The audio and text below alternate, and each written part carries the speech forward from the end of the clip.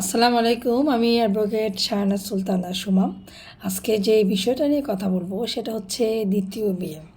তো দ্বিতীয় বিয়ে করার আগে স্বামীকে অবশ্যই এলাকার যে চেয়ারম্যান রয়েছে বা সিটি কর্পোরেশন রয়েছে সেখানে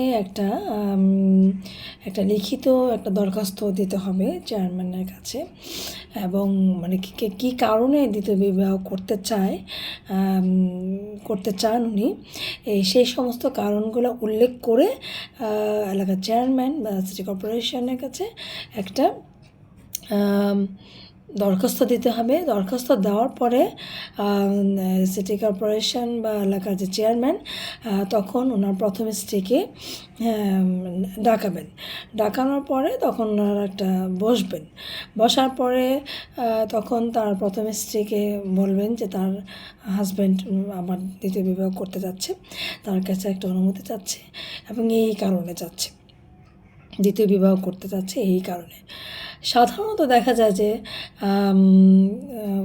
কখনোই প্রথম স্ত্রী স্বামীকে দ্বিতীয় বিবাহ করার জন্য অনুমতি দেয় না, যেটা আমরা দেখি। কিন্তু যদি নাও দিয়ে থাকে, বসার পর যদি প্রথম স্ত্রী অনুমতি না দেয় দ্বিতীয় বিবাহ করার জন্য, তারপরেও যদি তার হাজব্যান্ড দ্বিতীয় বিবাহ করে থাকে, তাহলে তার স্ত্রী একটা কাজ করতে পারেন।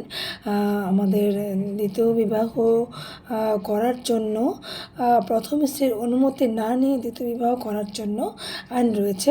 সেই আইনের মাধ্যমে কিন্তু আদালতে একটি মামলা করতে পারে ফ্যামিলি কোর্টে। তো ফ্যামিলি কোর্টে মামলা করার পরে তখন সে তার রেমিডি পেতে পারে। কিন্তু এই ক্ষেত্রে আদালত কিন্তু তার হাজব্যান্ডকে বলতে পারবে না যে আপনি দ্বিতীয় স্ত্রীকে তালাক দিয়ে দেন। এই কাজটা কিন্তু আদালত করতে পারবে না।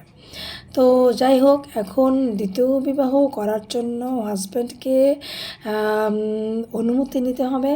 প্রথম স্ত্রী যদি অনুমতি না নিয়ে থাকে, তাহলে তার প্রথম স্ত্রী আদালতে এসে মামলা করতে পারে তার স্বামীর বিরুদ্ধে। খোদা হাফেজ।